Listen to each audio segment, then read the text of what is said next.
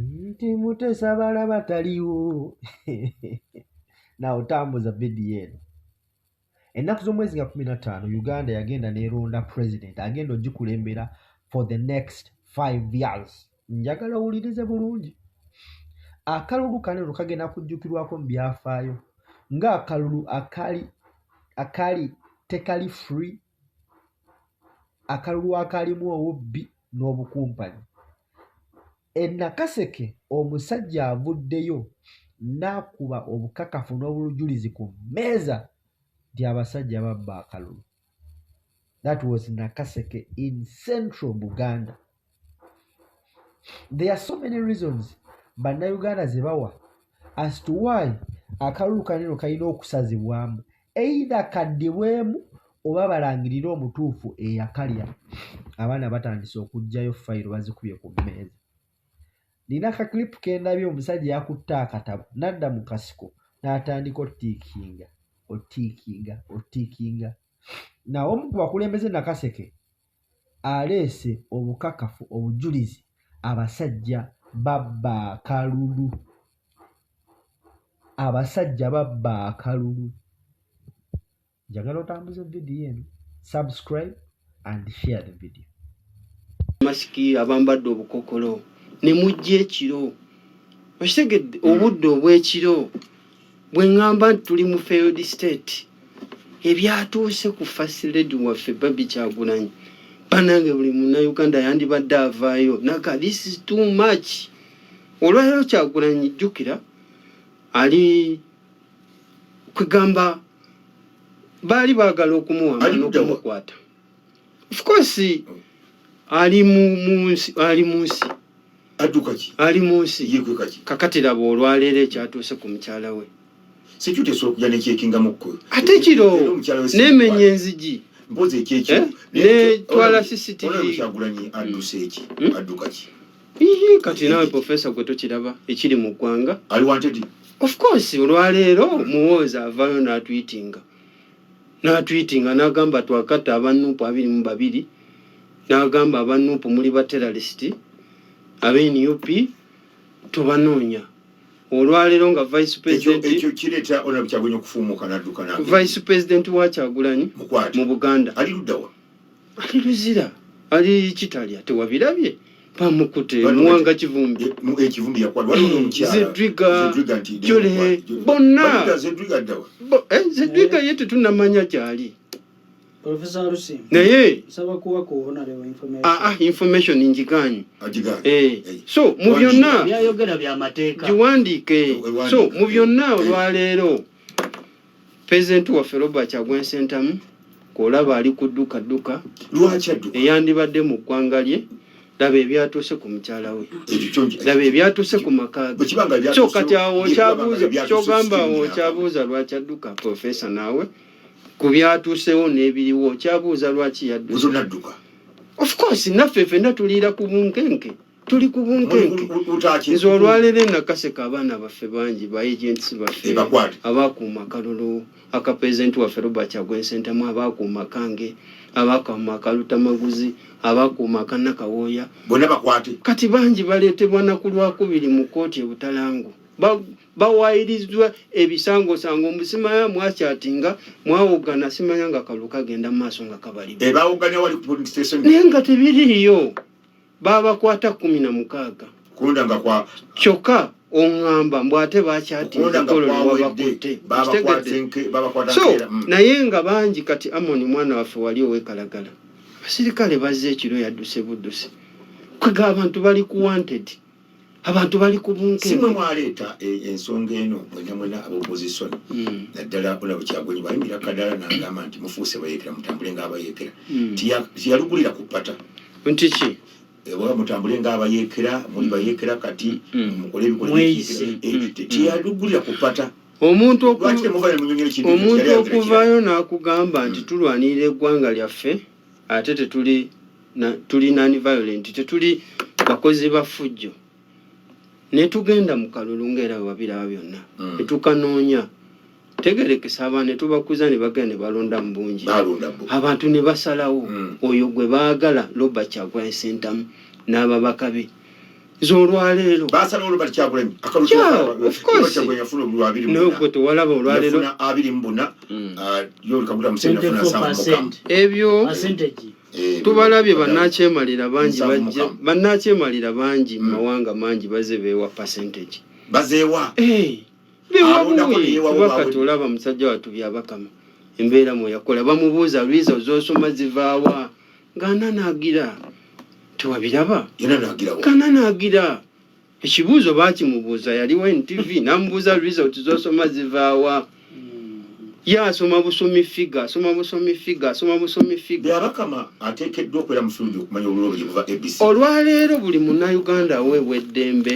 okuba ne right mu article eya 59 mu constitution ya Uganda article eya 59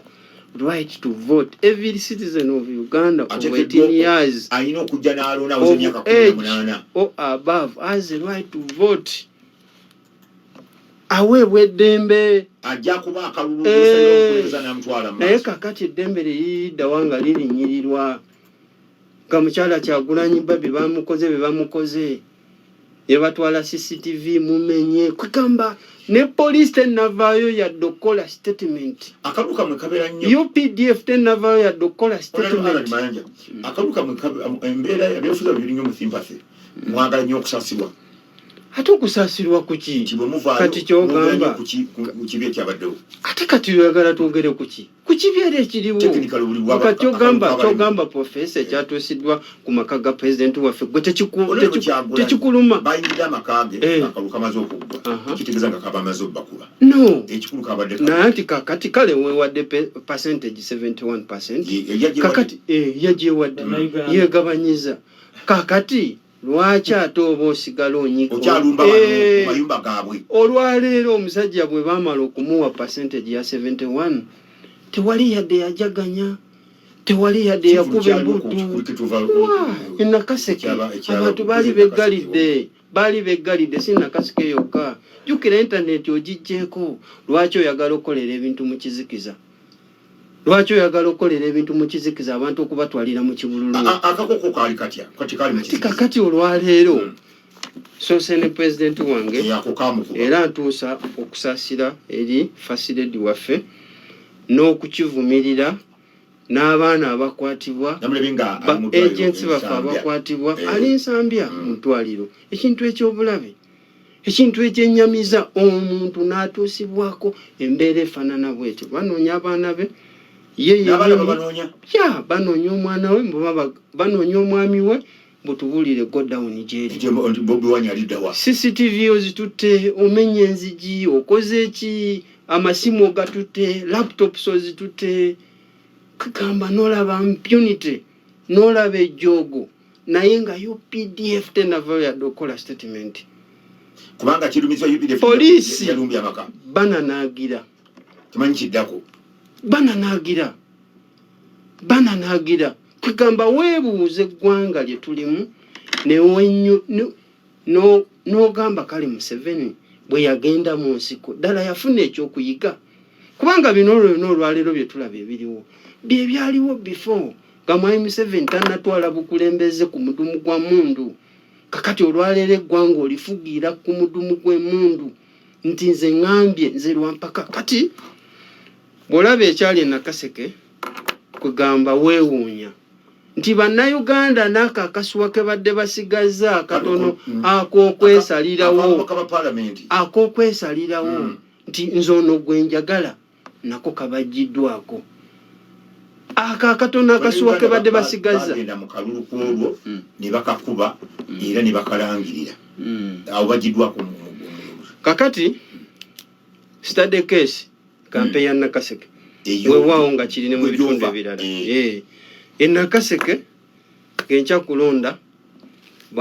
batandika okutiisatiisa droni zize zeetala ekiro bakifeesi nabo bajjeyo droni nnya eziri mu kala ez'amagye eziri mmotoka eza bulijjo droni zino zetwamanyira zino emmotoka eziri nga takisi nga ze ziri mu kwetala mu Nakaseke Central ze ziri mu kwetala Nakaseke district naye no ng'omanyi besi yabwe bava wali ku kakiiko k'ebyokulonda kana Kasike district ng'amagye gonna gayiisa awo we basinziira ne bakola operations nesirwa abantu bajja ne balonda anti kakati nzija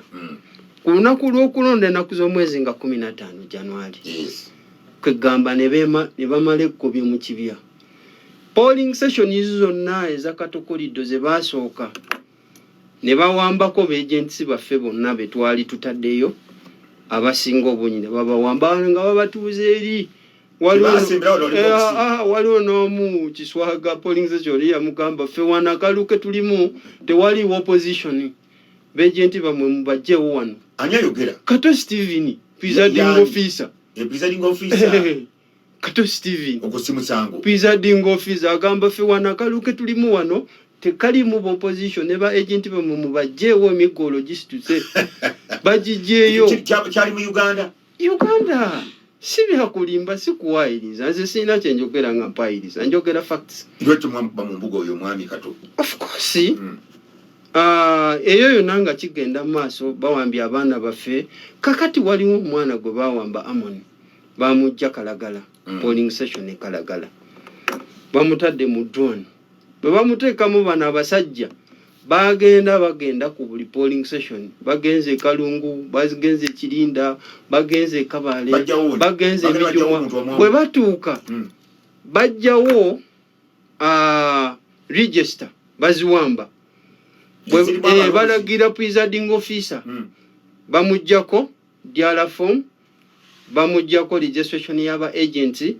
kwe basayininze kwe bazenga ba attendance list nga babajjako ne register ze twawadde ba agenti baffe nga bagenda bakikola kubanga ekibiina kyaffe ky'NUP kyatuwa register yes ali distributed eggwanga lyonna naffe nga tuziwa ba agenti baffe ba agents baffe amanyi ddala alonze mwali amutunuulire jjukira basooka kujjako BVVK naye jjukira obwoma bwaliko legal entity Mau yavaayo n'akola regulations kitegedde era ezinaagobererwa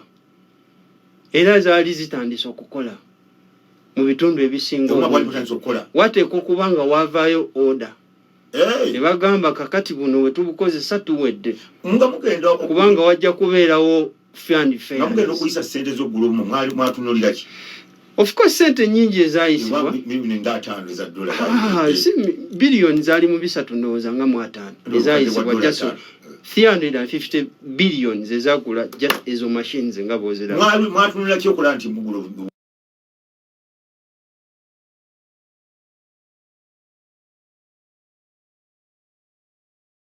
machines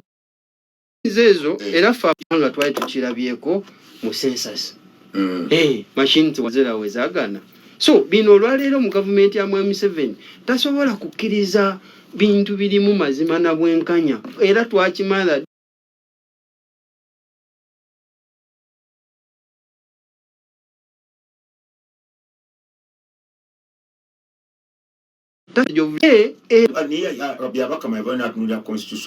ekisinga mu kino kiki kulonda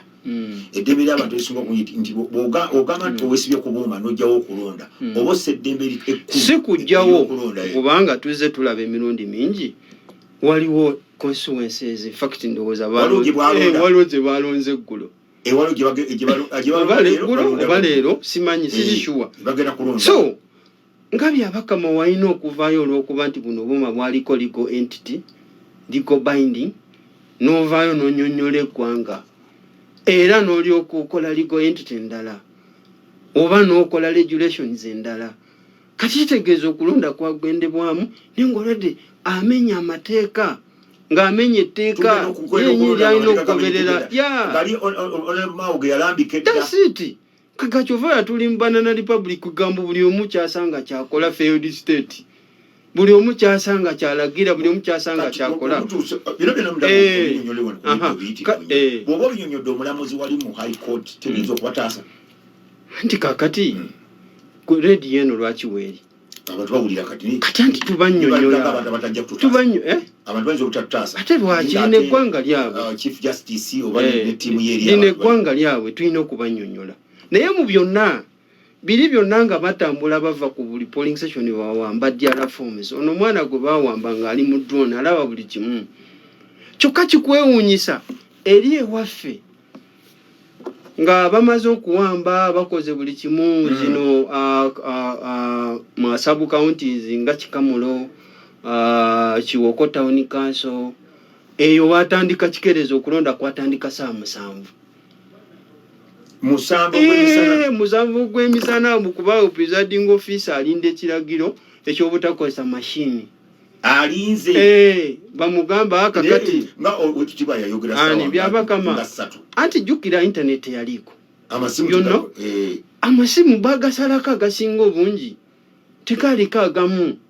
ze yange olunaku lwonna lwaggwako ng'eye MTN nsaleko ng'eri locked nga bagigatene si yange nzekka naye n'abalala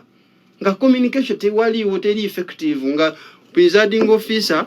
ali ku station akugamba nze ninda kiragiro sawa 7 kitegeeza abantu balonda just on 3 hours jukira by sawa 10 neri awa gye bayongera abantu bagitegeera yo terina communication eri effective okutwaliza wamugona manja oganti akaluka nakawedde akakuwangudde ne president w'okubanga kimutuuza mweba victim ekabadde kafu akalulu tekabadde fair and fair okusinziira ku ssemateeka akalulu akalina okulondebwa bw'otunuulira article yenkaaga mwemu eteekawo emirimu gy'akakiiko k'ebyokulonda balina okuteekateeka akalulu akali free and fair akalulu tekabadde free and fair so era tusigala tusigala tutegeeza bannayuganda timulina okubanja obuwanguzi bwammwe kubanga results zonna ezirangiriddwa mu bitundu ebisinga obungi tezabaddemu mazima na bwenkanya kanakalu tekali free and fair so mu byonna professor Nakaseke nga bwe ngambye nti wali tutunulira study case ya Nakaseke Central si Nakaseke Central yokka ne Nakaseke South ne Woman MP ona bali mu Lutamaguzi bamubira mwezo industrial park ezena mukeke ng'oli aleeta DRA form n'agisoma wali ng'eriko obululu 6 abantu abalonze 6 tulutamaguza nawo 00 which is not possible so mu byonna kakati ewaffe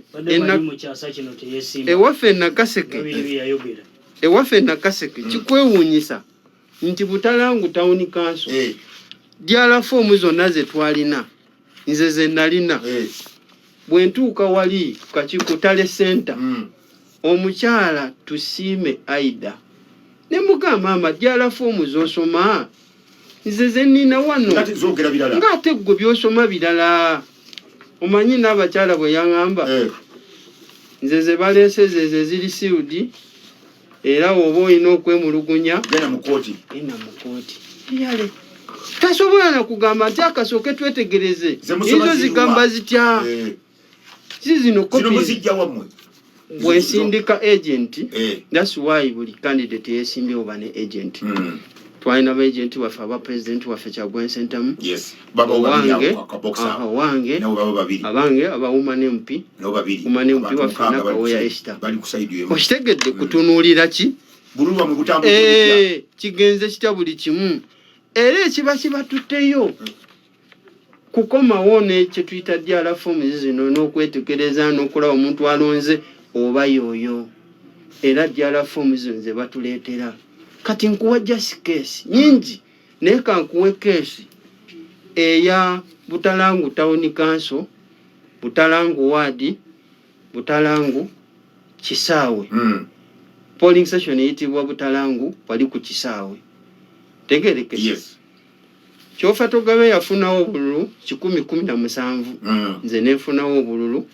15 tegerekese yansingako butono naye munange okumanya abantu tebaswala era banange no government ya M7 batuuka eri bwe batuuka okuyingiza kubanga omukazi nze namugamba oyo tusiime timpa kye tuyita resultale sheet era yino era eri signed by her eri signed badde njagala nkulage olabe ze bayingizaamu okumanya bannange buno bubbi era akakiiko k'ebyokulonda byabakama alina okuvaayo etondera eggwanga anti kakati akole ali wansi wa byabakama ya olwaleero bw'otuuka wano n'otunuulira badde yagala kukulaga olabe ekijjobi kye baakola Butalangu kisaawe Butalangu kisaawe yayina abalonzi abaali registered 564 kyofa tugabye 1017 wali yala fomu ereeteddwa agenti waffe agenti waffe agirese omukyala n'abakyala tusiime bwe yatuuka okusoma yala fomu gye yayina ng'erina obululu bwa kyofa tugabye 503 bonna obwabadde mu polling awo anti obwo bwabadde awo 1017 almost bamuwadde obululu 503 ayafunye 1017 nze n'obwange 15 ne bamusana ne bampa 2 ne bampa 20 okitegedde ebyo byakolebwa almost ku 30 polling sessions ngabakole bwe batyo kubajjukira Nakaseke tulina polling session 95 naye almost 30 eminyanga amanyanga bagakola mu Butalangu bagakola paati yakatooke mu Wakyato babikola mu Kikamulo babikola mu Kikamulo ne wenondera wenyini omuntu n'ataswala wenondera wenondera wenyini katono nnyo okusookera ddala Alani Mayanja omuwadde obudde bungi Honorable ekya Honorable ate RCC oli wansi wange ekya Honorable tekiriiko nti alibeera Honorable Lubeerera nabigamba wano Honorable Namugga ne muga nti leero oli mu Parliament enkyo oyinza obuyinza okukya nga toliiyo yali ayagala kunzivoolera wano ne munyonnyola ne muga nti ab'emawogora busobola okukya kakati okusookera ddala Alani Mayanja Ssebunya mumanyi ng'omuntu agoberera tanasoma mateeka naye agagoberera nnyo kakati etteeka lye bayita Parliamentary Elections Act eryakolebwa mu 2005 byonna byemulugunyaako mwebiyemu bw'obanga owemulugunyiza ne election gye tuyita etteeka ery'akakiiko k'ebyokulonda Electoral Commission Act gonna amateeka ago gamuwa remedi kiki kyasobola okukola mu period eyo. Ekyokubiri Alani Mayanja Honorable abadde ayo neebuuzaamu naga nti tuli mu failed state engembuza bwe baali bamulangirira mu 2021 nga awangula ayali minisita Mulamba biwuliriza bino awo amateeka gaali gakolera Uganda teyali failed state mu 2021 nga awangula Alani Mayanja Ssebunya nga bwe mumanyi eyali ow'abavubuka mu Buganda yali talina mbavu ne boga nti oba mu byonna anti wuliriza eyo statement gimenye kankuwe kino so tugamba sebo oli mukulugana kumanyira abantu ba Nakaseke Central anti wuliriza nti ye okumegga Honorable Minister sayina mbavu abantu bagamba nti Alani Mayanja abamu baali tebanamumanya namumanya ne baga nti ameze Honorable ki Saida Bumba webale nnyo kyekuba yali minister wa finance yali minister mu government eno n'ebirala kitegeeza ki kakati mu 2021 nga amumezi awo akakiiko k'ebyokulonda kakola era kaali kabya kamanu